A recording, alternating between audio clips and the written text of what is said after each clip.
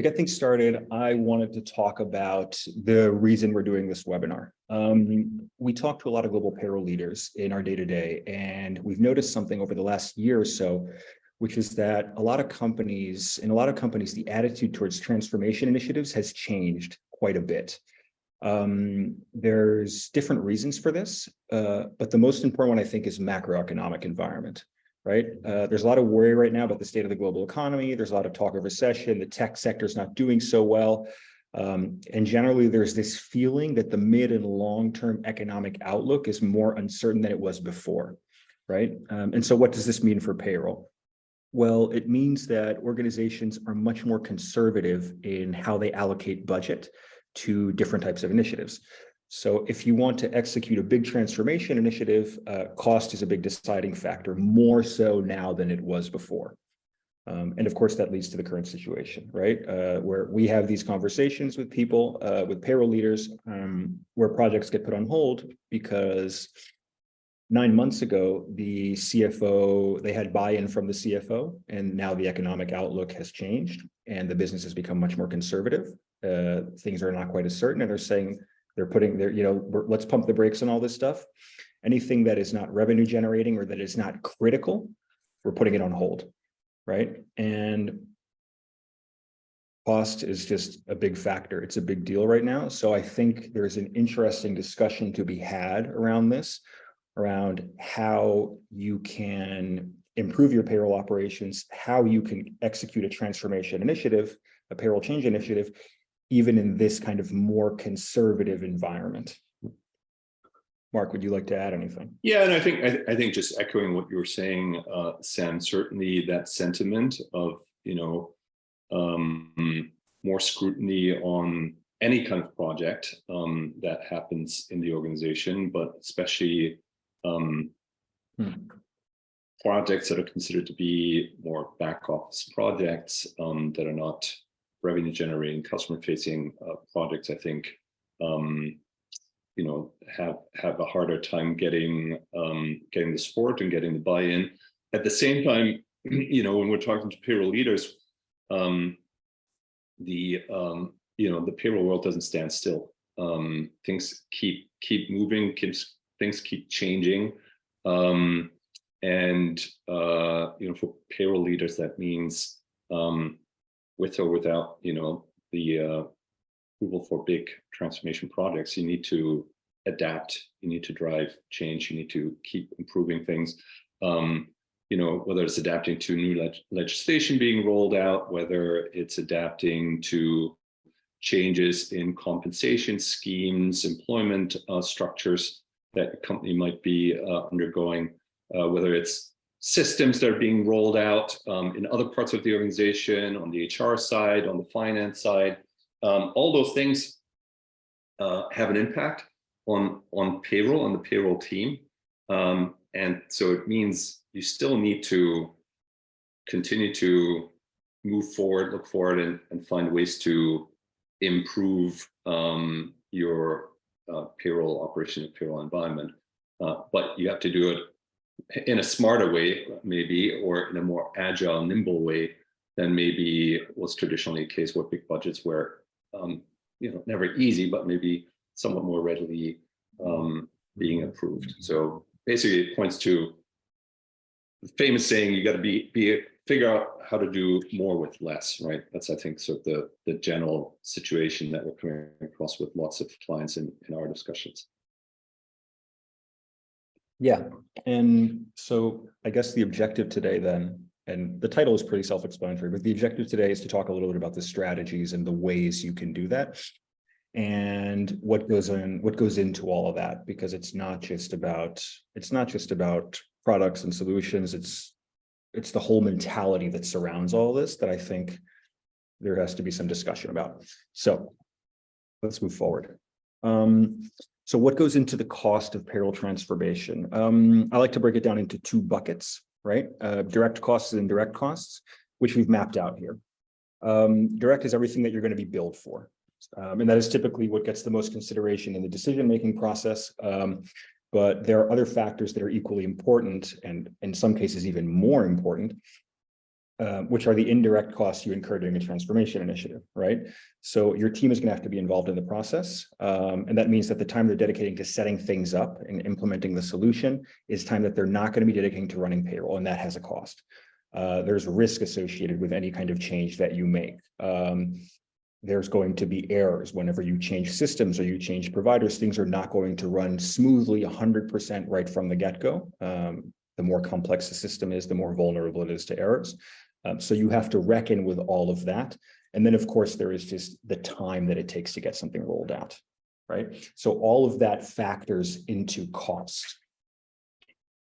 Yeah, and if I can jump in there, Sam, so, to make that maybe a bit more concrete and specific to, having worked in this industry for the last 10 plus years, and, I've seen lots of global payroll transformations.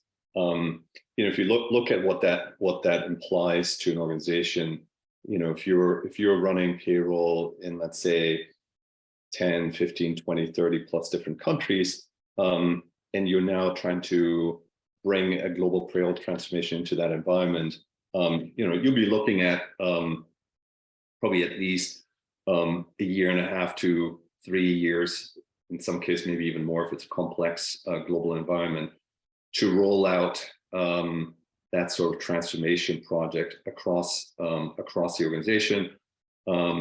Lots of resources at the local level and at the central level, and not just in the payroll team, right? You probably will have to have people out of the IT team, out of maybe your finance and HR team, all come together and help to, lift this initiative. And that takes a lot out of an organization, right? To drive that kind of large level of change where lots of different parts of the organization,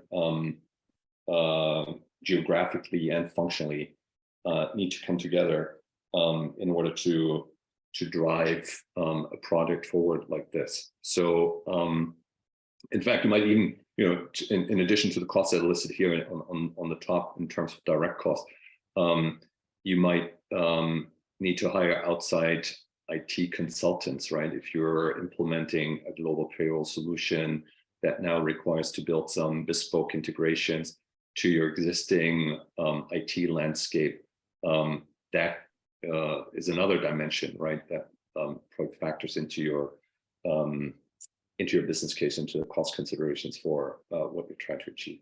Mm-hmm. Yeah. So moving on from that, aside from all the quantifiable side, the quantifiable costs of a payroll change initiative, there's another reason why these projects are typically very expensive, and that's because the design of the services themselves and the service delivery model that most payroll vendors offer, right? The reason it's so expensive is because up until now, payroll has been done on the terms of the providers, not the client. We talked about this in our plug and pay episode with Pete Tiliakos, how providers have this one size fits all mentality. And of course, what they do is they package their solution offering in a way that is most beneficial to them, right?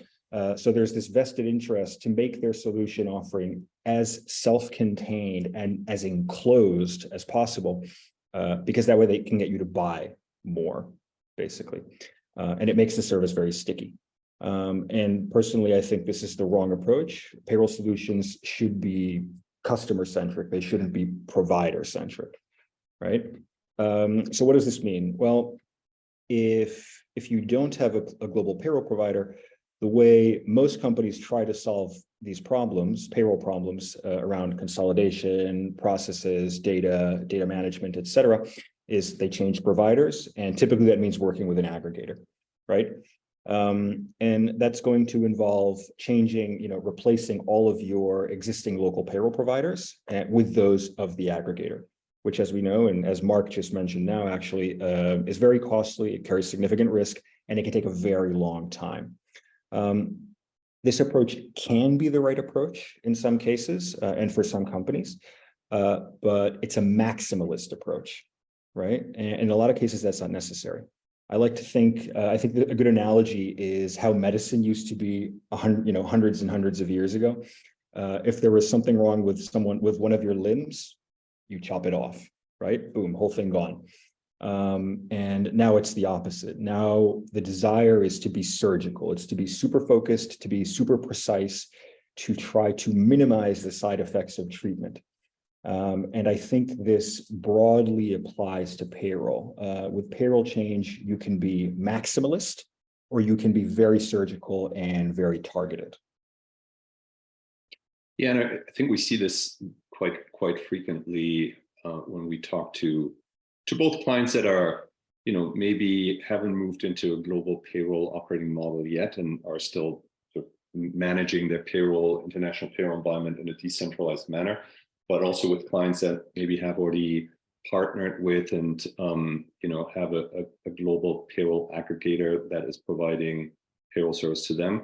In a lot of cases, the challenges that they're running into are quite specific and quite localized. I hear it all the time. Hey, we have a big problem in this country where somehow the service just never gets right, and we continue to struggle. Payroll comes in late. We make mistakes, and creates a lot of noise in the entire company, in the entire system. And then the ironic thing about that situation is that as the solution to that challenge, companies then look for an alternative vendor, right? So if they have a challenge in this specific country and they say, well, we just can't work with this current partner anymore, they then start to look for an alternative. And when they pick a new aggregator, the problem in that specific part of the payroll environment that we're running may go away, because maybe the new aggregator has a better local payroll service team and has a way of overcoming that challenge. But then invariably, challenges pop up elsewhere in the system. So we talk to clients where it literally resembles a game of whack-a-mole. You whacked the challenge in one part of the organization, you change vendor, and then you fix that part, but now the issues pop up somewhere else. And that goes back to Sam's point, right? You shouldn't have to make this kind of big wholesale change if you know and you have identified that there are some very specific challenges in your global operating environment, whether they're related to a specific geography or maybe a specific part of how your processes are currently structured and organized.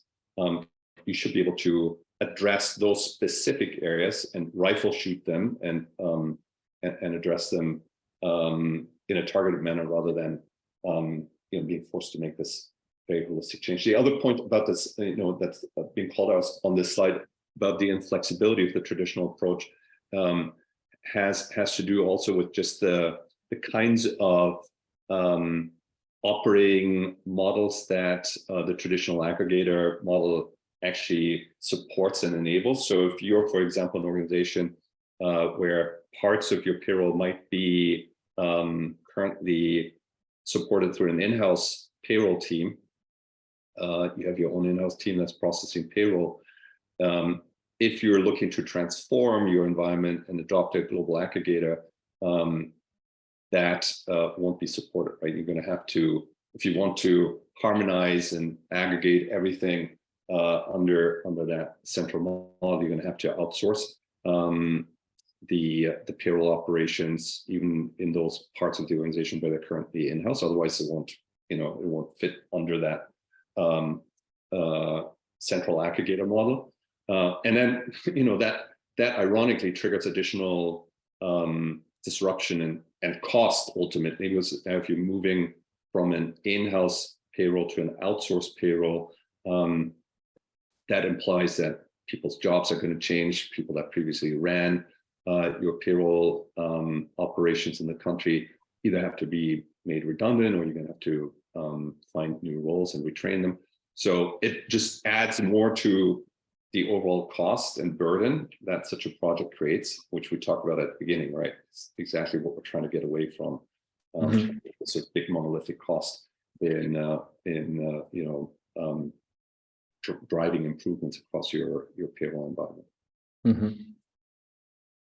So continuing with this analogy that we're using, what does it mean to be surgical when you're talking about payroll transformation? It's what Mark said. It means that you only change what you need to produce a specific desired outcome, right? Instead of having a maximalist approach where you throw the baby out with the bathwater, or there's any number of these you can use, you only focus on what you want to change, right? Since traditional payroll solutions are all encompassing and kind of very all or nothing offerings, it's very difficult to leverage them to fix specific problems, right? Like if you have a data preparation problem or a reporting problem or an integration of, or integrating your data with your HR subsystems into your payroll processes or anything else that is kind of very specific, manual revision, approval processes, et cetera, when you have any of these issues you can think of, basically, all of these issues, again, are very specific. And the whole point of being surgical is that you shouldn't have to undertake a payroll transformation process to fix them. You should be able to fix these things without actually making a wholesale change.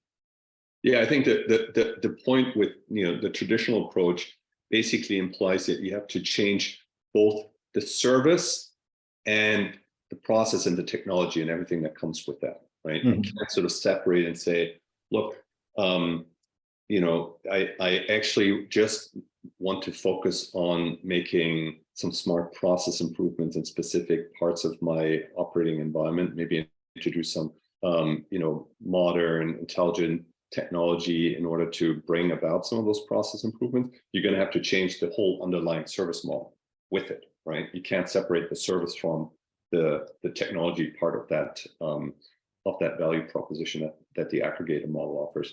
And that fundamentally already creates a challenge. And then with that, you can't just pick specific parts of the process environment, which we'll talk about in a minute, which might be, your specific challenge areas, your specific pain points that you want to tackle in a more staggered, prioritized manner. Mm-hmm. Yeah. So the first thing you want to do, or the first thing you need to do if you want to take this kind of more targeted surgical approach to payroll transformation, to a payroll change initiative, is you need to break down your problems, right? This is a very typical problem-solving methodology. It's used in all kinds of disciplines, which is break down your problems into smaller component parts and look at them individually, right? If you reduce the scope of what you're doing, of what you're trying to solve, from something that is very large and very complex and has lots of moving parts and interconnected systems and processes and dependencies and et cetera, and if you're able to simplify that down to much smaller, component units, then the number of variables you have to account for is much smaller, and it just makes the whole process much easier, right? So in payroll terms, what this means is looking at your entire payroll process and seeing where do we have issues and where do we have friction points, right? And then isolating those and looking at them individually. Of course, there's a caveat to that, which is you can't isolate and look at everything 100% in a vacuum, because sometimes the issues are going to be in the relationships, in the dependencies that you have. But that's where your common sense comes in, because as a practitioner, your payroll, your processes, et cetera, et cetera. I think you said it well, Sam. I think the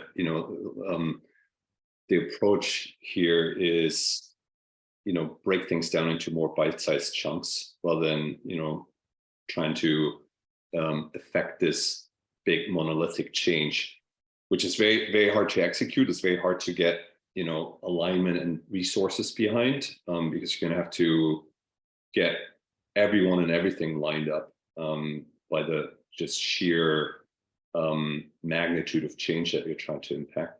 When you're taking this more selective, more targeted approach, it's less disruptive. It creates less execution risk because you're not going to have to move as many pieces around at the same time.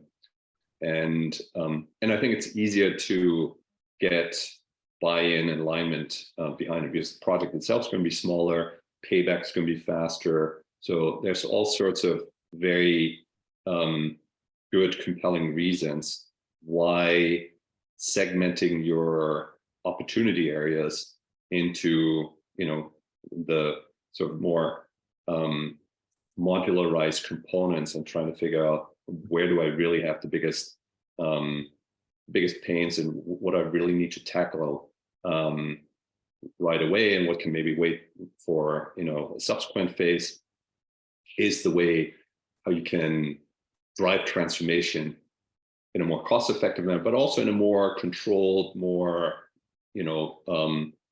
risk mitigating manner than when you're going about it in this sort of big wholesale change type of approach. Yeah, for sure. Basically, the important idea here is that instead of trying to fix all your problems at once, you want to isolate the areas of your payroll that you want to improve, and you want to look at each of them individually, and you want to do it one at a time, right? It's very typical for companies to let problems kind of just fester and sit there because they think it's more efficient to deal with them, to deal with all of them at once. And this is not only for payroll, this is for across the entire business. I've seen this happen in lots of different departments, right? This is a conversation we've had with a lot of people where they'll say, yeah, I'm not happy with A and B and C and D, but my contract with my provider is up next year. So we're just going to wait, and we'll change providers, and then we'll deal with all of it then. And in the meantime, we'll kind of just, muddle through, put some tape on it, and do the best we can, right? And I think that's the wrong mentality to have, because it's much easier to fix problems one at a time than it is to try to fix all of them in one go, right? And of course, it's a lot cheaper also, because the amount of change you need to make is smaller. The level of team resources you need to invest to make that change is lower, and the time it takes to actually execute the change is much less, right? So going back to the original point of our discussion, the way you do payroll transformation that is cheaper is by reducing the scope of the transformation and focusing on very, very specific problems and doing it one at a time, right? If you look at some of the examples we have here, these are all related to data preparation, right? So we're looking at specifically at the step in the payroll process that is preparing, aggregating, gathering data, et cetera, et cetera. And specifically, these are problems that are related to manual processes, to a lack of automation, to fragmentation of your data and of your payroll environment, right? So the solution in this case is to apply technology and to make process changes in such a way that you can automate specific processes and homogenize and standardize your data. Yeah, and I think we picked out one specific example here, and obviously depending on the organization, and even within an organization, depending on different parts of your global environment, where you're encountering specific challenges and issues can be very different. I think, Sam, you said breaking this down so you don't have to do this sort of big, holistic change is a way to guarantee that, you can step by step have some, quick wins, get confidence up in the organization as well, that, hey, we're making progress, right? Which is sort of the other challenge with these large-scale transformations that are not broken down into more modular approaches is, you start running into that transformation fatigue without having components that you can more readily execute on. You run the risk that you're just biting off, you're trying to chew off too much. It takes too long time, and you wear out the entire organization. One thing I would say is that doesn't mean you should be fragmented or tactical about the change you're trying to drive, right? it still makes sense to have a big picture strategy, because what you also want to avoid is to make piecemeal change, right? That would be sort of the other extreme, or the other risk is if you're just too isolated about, hey, let's just fix this over here and not care about everything else that's happening in the organization. That's not what we're proposing. It's not what we're recommending, right? You should take a holistic inventory of what's going on. You should understand as well as you can how are certain things maybe also interconnected, interrelated. But then with all that in mind, draw yourself kind of a roadmap, pick out the areas where you say, this is most critical, maybe most urgent. This is where we're expecting to get the most return out of making some improvements, and start pick those off. And then, park the other areas where you maybe know that going forward you want to affect some change as well. But buy yourself the time to get to those points when you have already achieved some success and some demonstrated some real results on those first priority areas. I think is the recipe for success here. Yeah. So going back to what we were talking about earlier about service delivery models and how traditional payroll offerings are configured, there's an issue here. Because most payroll vendors have offerings that are very integrated. So it's actually hard to be selective and to take this kind of more surgical or modular approach to problem solving, right? So to be able to do that, you need to have solutions that are designed for that approach. If the problem I'm trying to solve is a reporting problem, then I need a solution that focuses only on reporting, right? If the problem I'm trying to solve is related to integration, then I need a solution that focuses only on integration, and so on and so forth. So solution design is critical to be able to solve problems in this way. And if you want to improve your payroll operations in a way that is modular, you need a solution that could function modularly and that could integrate with whatever your existing system is, right? Because you're not going to be replacing your system. You're going to be making changes selectively, but your system is still going to be there. It has to be able to function with that, right? So if you want to fix a reporting problem, as we were saying, you need a reporting system that can consume data from your local providers and your payroll systems and can parse that data and operate on it, right?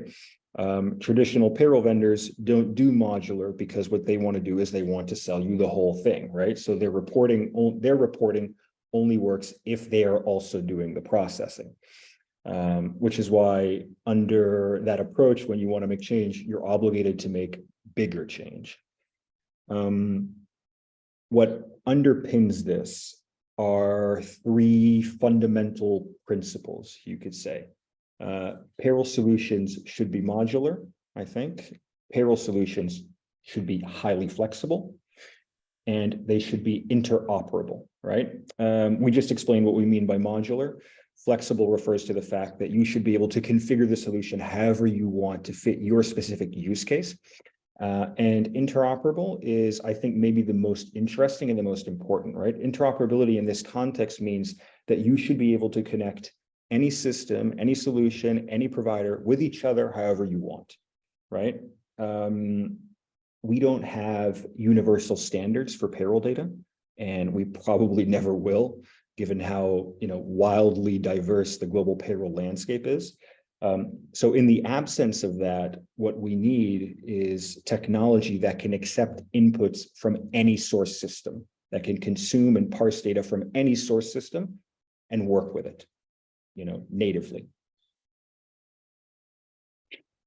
Yeah, and I can think of, I know we'll talk a bit more about some specific customer case studies later on, but to this point of the modular approach to tackling your challenges, makes me think of one of our clients, European construction company with payroll operations across, I think, at least 15 or so different countries. And when we started working with them, they had a very immediate challenge with their employee experience related to how they deliver pay slips to the employees, which was really not working out for them.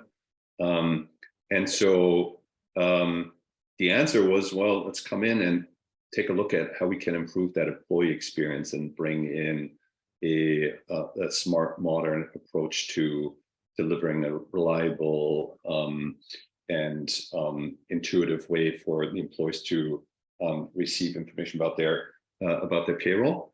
And after we've fixed and helped them to address that challenge, we've then progressively worked our way into some of the other areas that pointed out on the slide here. So that was basically, so if the house was on fire on the employee experience side, needed immediate attention, rather than now trying to change the whole ecosystem that they were working in.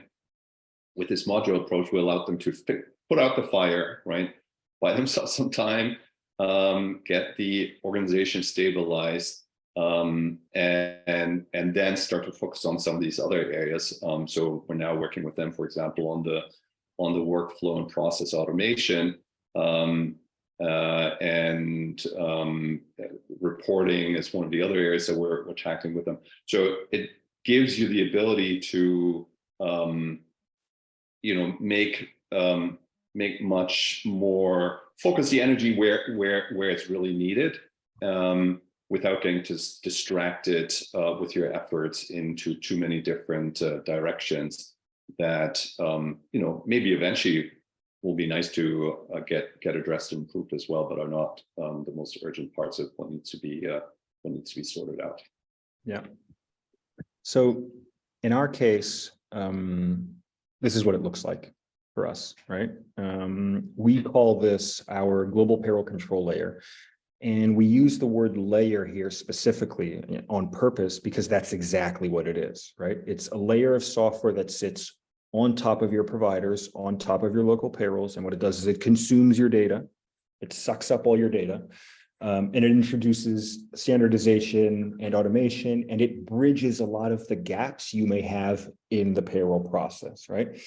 And it does this following those three principles I just described, which are modularity, flexibility, interoperability.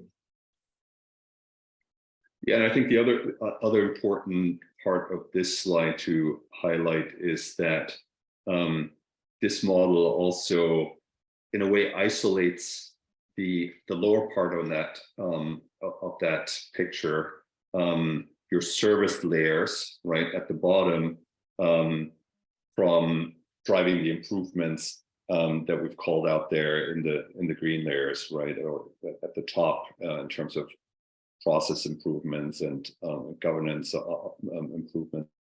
So at the bottom, basically, you don't have to change your local payroll provider, your local payroll system. If you're happy with how you're managing your payroll, whether it's in-house or outsourced, all of that can continue to be supported and maintained in the way it's set up. If you want to make some specific changes, back to my earlier example, where maybe you do have a real service issue in a certain country, well, by all means, if there's a systemic challenge with a local partner, you can swap out that local partner and bring in a new provider that is more suited to support your specific needs. But you don't need to rip apart that foundational service layer that we're showing at the bottom of the slide, while making all the improvements that you want to make with your processes, with how you manage your data, how you put more control in place, how you build better integration in terms of how you exchange data between your payroll systems, your HR systems, your finance systems. So that's the whole beauty of this model is it allows you to make the changes where they need to happen without having to touch the areas that are not sick, right? Back to Sam's analogy with the chopping off the leg back in the olden days. Today you can just go in, make some very specific changes and optimizations, and then move on with that improved setup that you've now created for yourself. Yeah, I think maybe to wrap things up, because we're getting to the end here, we can talk about a couple customer cases that are, examples of this kind of very modular, very surgical, very targeted approach to making payroll change, and how it worked and how it went for them. So the first case I wanted to mention is Blue Prism. Blue Prism is a robotic process automation firm. They are what you could call a very, very late stage startup. They've been around for a while, but they're a very innovative, very technology driven company. They have, I believe, 1,200 employees in 18 or 19 countries or something like that.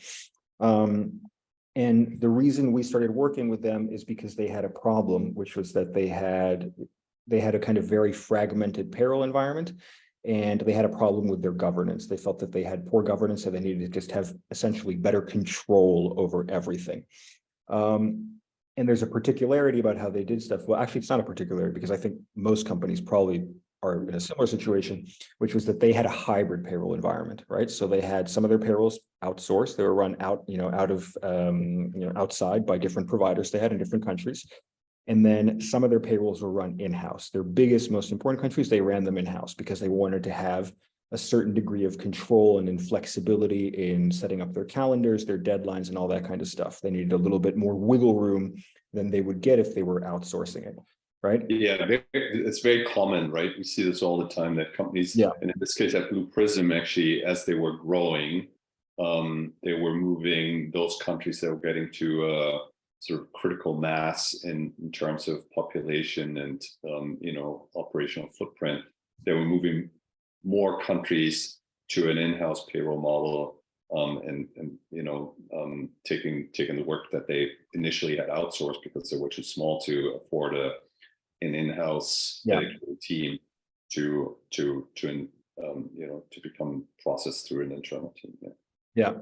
And so basically what triggered this on their end, is that they went through a period of hypergrowth. They essentially doubled their headcount in a few years. And they went from, I believe, 10 to 18 countries or something like that. And so they needed stronger governance, and they went out there and they talked to a lot of the traditional vendors, and they said, look, we want to make this kind of change. These are the things that we need. These are the results we want to obtain. Our target is to have our goal is to have much stronger governance, to have better reporting, et cetera, et cetera. But we want to still have these payrolls in-house.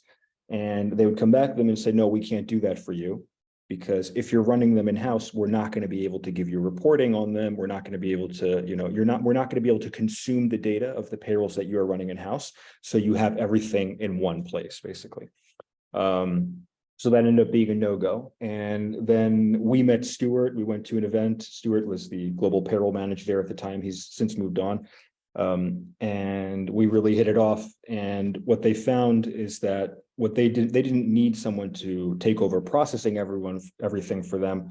What they needed was the software to be able to manage their process better, basically.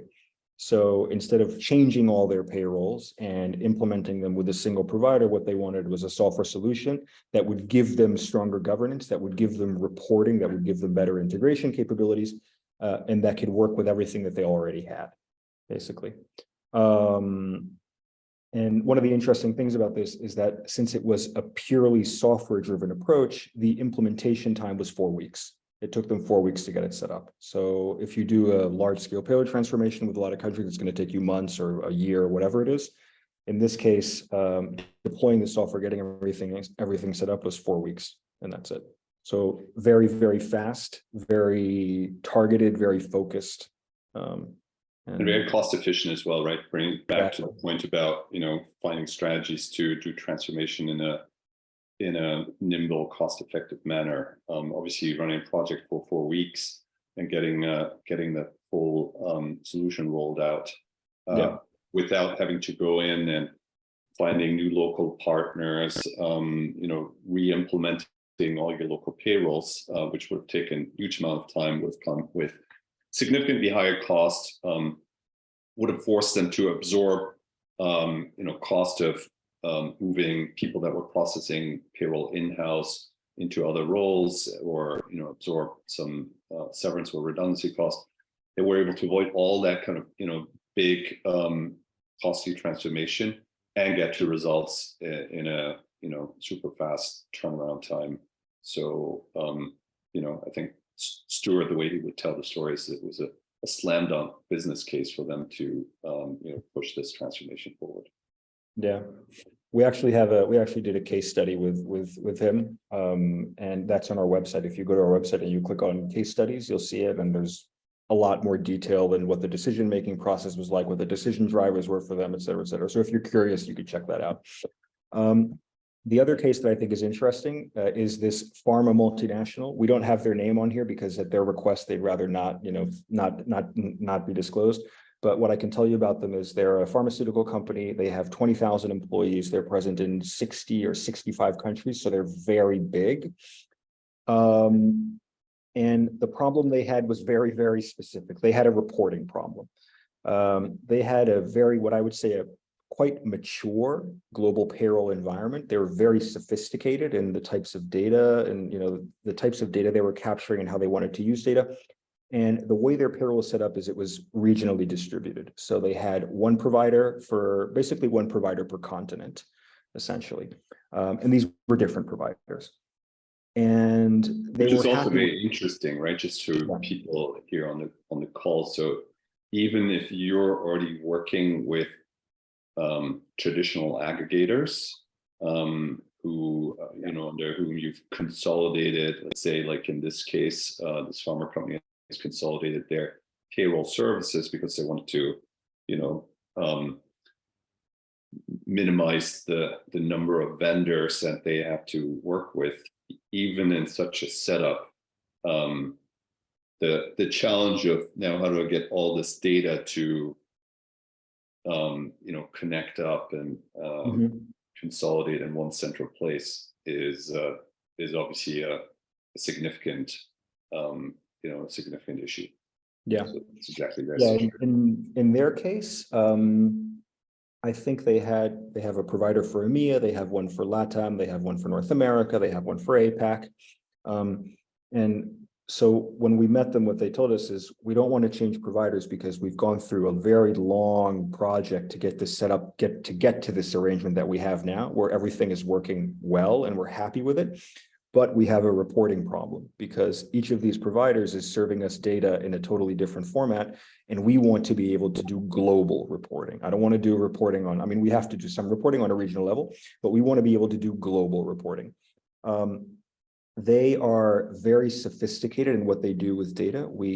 I've had numerous conversations with them, and one of their payroll managers told me that their data model has something like between 150 and 200 different pay elements, basically. So that's between 150 and 200 different columns in the spreadsheet, which, as you can imagine, across 20,000 employees in 60 plus countries it's a gigantic amount of data. It's enormous.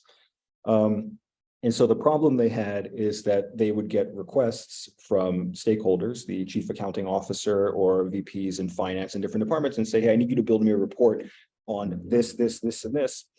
And they would have to say, I'm really sorry, but I can't do that for you because it's going to take me so much time to pull this together that I'm not going to be able to do my regular job. So they either had to reject, turn down these requests, or they would do them, but it would take forever to complete them because they were working with such a massive amount of data that, and the data was not really homogenized. It was not standardized. They didn't have a single, a homogeneous data model that, it was kind of a nightmare for them to deal with that.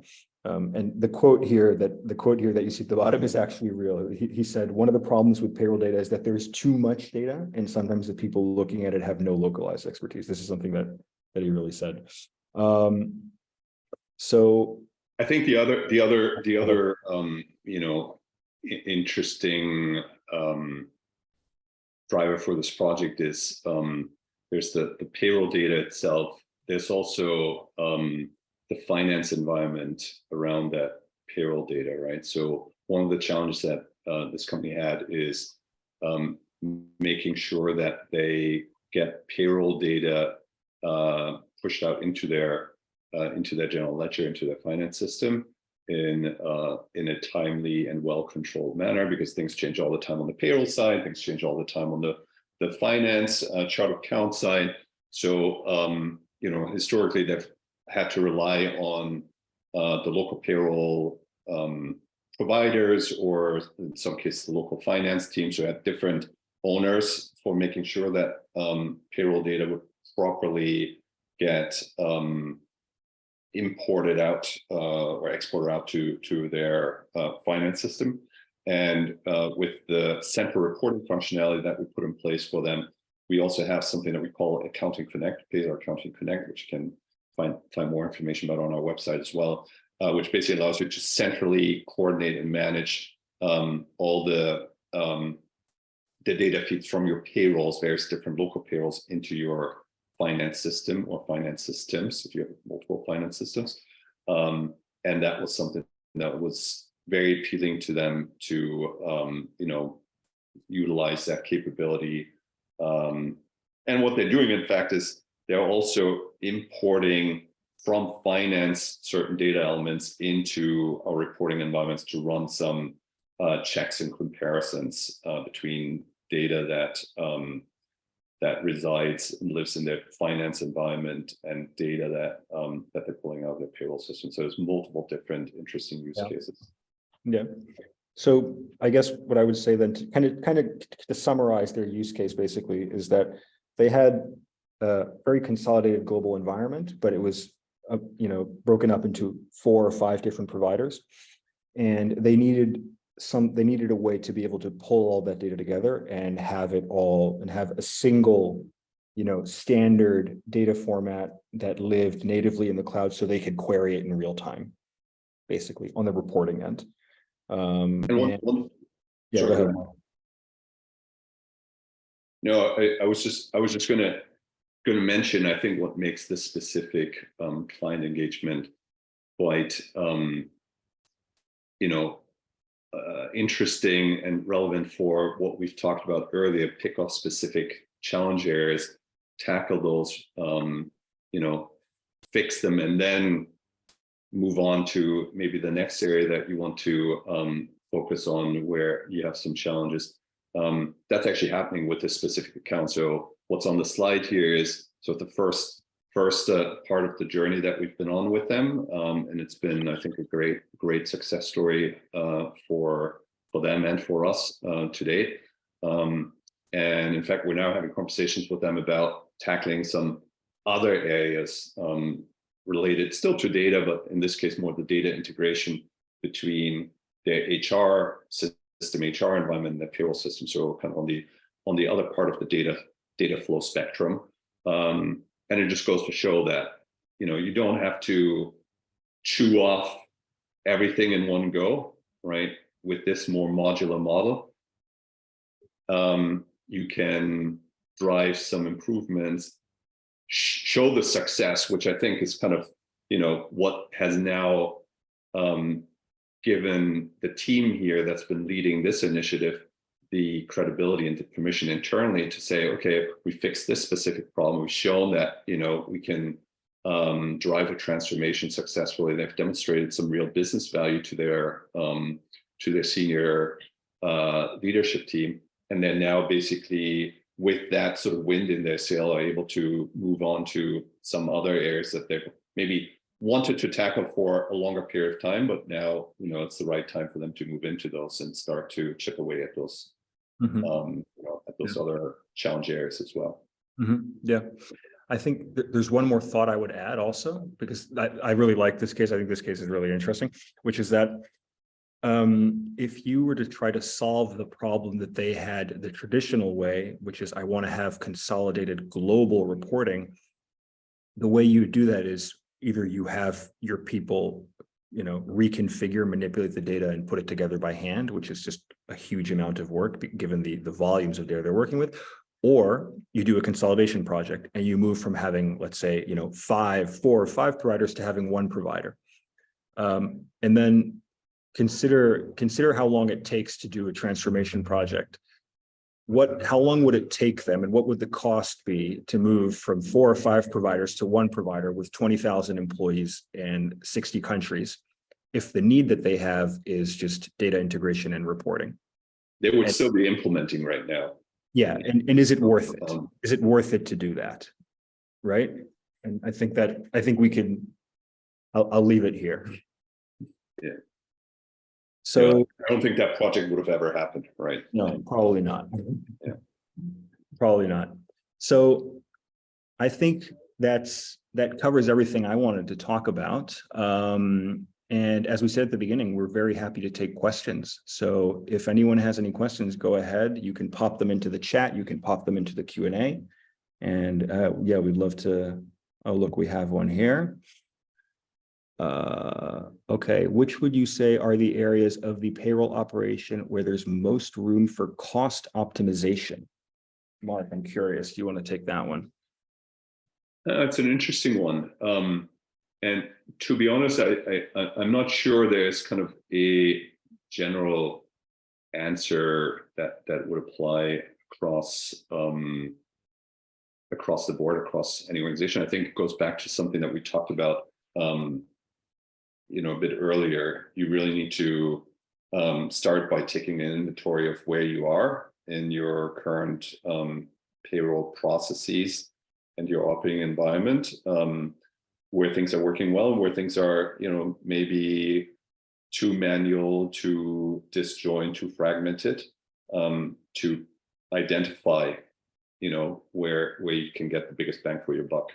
In some cases might be, data automation between, your HR systems, your HR environment, your HR data sources, and your payroll system. We know that that's where, on the data preparation and data import side, that's where a lot of time is spent. So,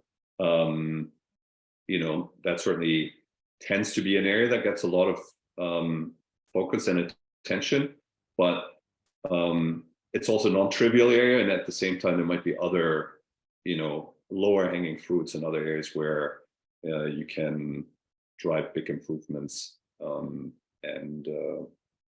like the example of the pharma company that we talked about with 20,000 employees, if you can improve your reporting environment, get better insights on what actually is driving cost in your employee base, there can be huge cost savings just from having better data at your hands and make better business decisions for the business, for the company. There's an example that we actually talked about this in one of our previous webinars, because we focused a lot on the whole data preparation and automation side of things in some of our previous content. And what we've heard from a lot of payroll leaders is that on average, their teams dedicate around 60% of their time to doing data preparation tasks. That means compiling, aggregating, manipulating, et cetera, preparing spreadsheets to be sent to their providers so they can run payroll every month, basically, right? And the reason it takes 60% of their time is because a lot of that work is done manually. So if you can reduce that by 10 or 20%, if you have a team of, let's say, 5 people working on this, and they're spending roughly 60% of their time doing these types of tasks, if you can reduce the time investment by 10 or 20%, that's actually hundreds of hours. That's hundreds and hundreds of hours of time that they're not going to be dedicating to doing this kind of spreadsheet stuff that you could use to focus on other things. You could focus on actually working on improving your processes, for example. So, yeah. We have another one. Which says, hi, thanks for this webinar. My question has to do with the different statutory deductions, which vary from one location, region, country to another. Have you embedded African country statutory deductions in your payroll solution or the policy? Okay. Or is the policy set up during implementation? Okay, this is a very product specific one. Mark, what do you say? Yeah, look, we first of all, thanks for that question. So we do work with organizations that have employees and payroll operations across the African continent as well. And what I would say about this specific question, kind of at the technical level, how do we handle the different deduction requirements, tax withholding, and so on? That's actually what ultimately happens in the local payroll calculation engines, right? So it's very important to point out, if that didn't come across, that what we're talking about is not ripping out and replacing the local payroll calculation software, local payroll calculation engines. Those are crucial, and this is where, you know, the regulatory statutory rules that apply to how you need to treat you know, compensation elements, that how your employees are getting paid. That's where those will get you know, reflected and accounted for. What we're talking about is how we're getting that information into the local payroll calculation system, how we're getting information, the input information into local payroll calculation tools, how we get information that was processed according to local statutory laws and requirements back out of those systems to be able to report on them, to be able to run validations and checks on that data. That's where you know, a solution like Payzaar can drive huge improvements and huge change. We're not suggesting that a platform like Payzaar will replace your different local payroll calculation tools. You still need those, and they're very critical. And you know, there's lots of very powerful, good local payroll systems that are in place, and we're basically, our mission is to interoperate and interface with as many of those local payroll systems as possible. Okay. We got one more, and I think we'll take maybe, well, we have one more question. Let's see.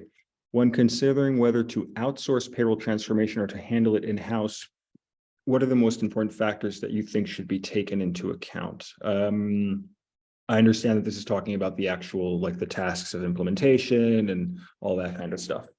Yeah, it's a very good question. And honestly, I think it's something that comes up.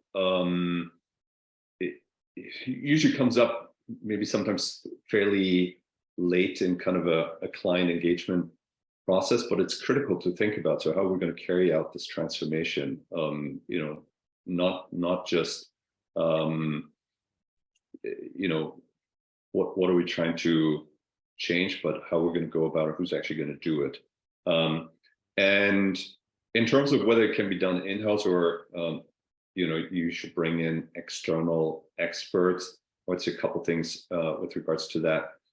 One, it certainly depends a bit on the level of experience that exists within your organization. If you've never managed a payroll transformation project and there's no real experience within your organization of driving that kind of project, then you're probably well advised to bring in some external folks that, you know, have experience, have done that with other organizations before. But I think it also depends a bit on, it goes back to, you know, our discussion around the monolithic versus more modular approach. So if you're thinking about a monolithic, big wholesale, you know, large scale change, well, that's so complex and there's so many moving parts, and it's so all consuming and burdensome that expecting your existing organization where, you know, people generally have daytime jobs, they still need to run payroll, they still need to make sure that employees get properly paid, is incredibly hard. So in a big monolithic transformation project, I think you're bound to have to bring in outside help, just from a both maybe experience perspective, but also just from a capacity and bandwidth perspective.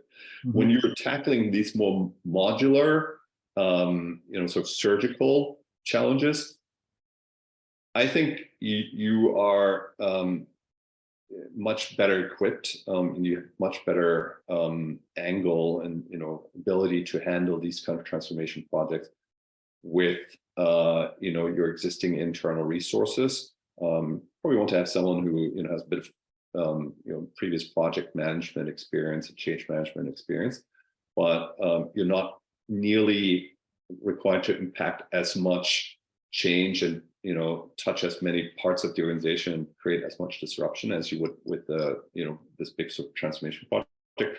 So managing those projects with a smaller, more nimble in-house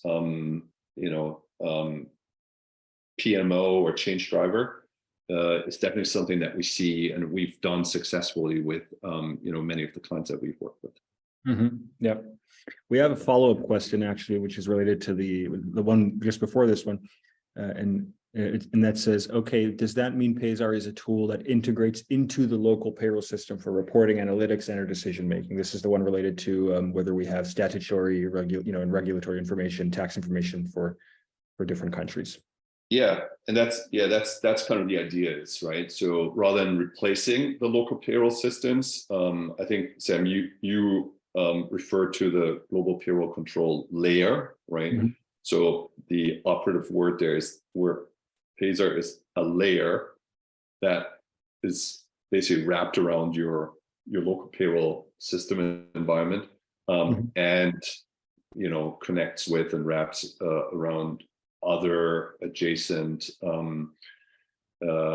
parts of the ecosystem, your HR systems, your finance systems as well.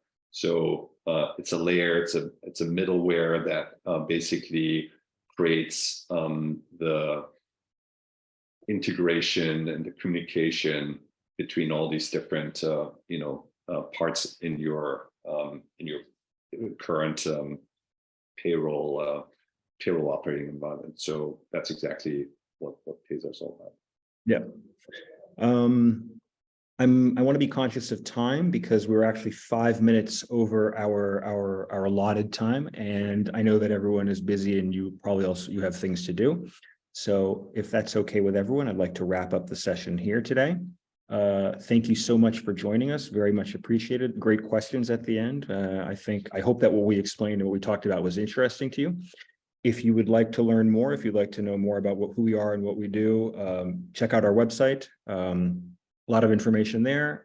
You could also check out our YouTube channel. I strongly recommend that. We have a lot of really good content, including over 20 other webinars posted on YouTube. So there's a lot of interesting discussion there about payroll strategy, payroll technology, service delivery models, all kinds of stuff, automation, etc.